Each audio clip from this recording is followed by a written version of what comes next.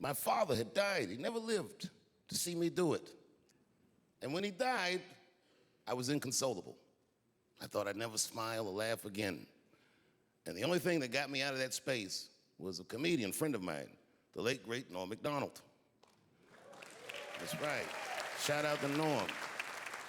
And what Norm did, which I'll never forget, is he knew that I was the biggest Jim Carrey fan in the world. Now, I'm not gonna go all into it, but Jim Carrey is talented in a way that you can't practice or rehearse. What a God-given talent. I was fascinated with him. And Norm knew that, and he called me up and he goes, Dave, he says, I'm doing a movie with Jim Carrey.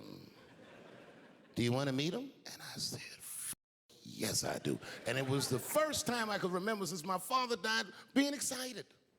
And the movie was called Man on the Moon. I didn't know any of this. And in this movie, Jim Carrey was playing another comedian I admired, the late, great Andy Kaufman.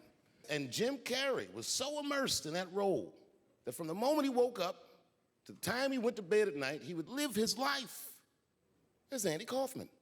I didn't know that. When they said, cut, this nigga still Andy Kaufman. So much so that everybody on the crew called him Andy. I didn't know any of that. I just went there to meet him, and when he walked into the room where we were supposed to meet, I screamed, Jim Carrey! And everyone said, no! Call him Andy. And I didn't understand.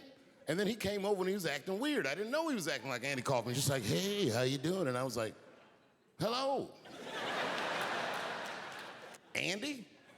Now, in hindsight, how fucking lucky am I that I got to see one of the greatest artists of my time immersed in one of his most challenging processes ever. I'm very lucky to have seen that.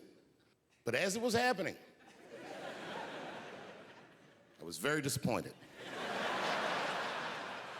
Because I wanted to meet Jim Carrey, and I had to pretend this was Andy Kaufman all afternoon. And he was clearly Jim Carrey. I could look at him and I could see he was Jim Carrey.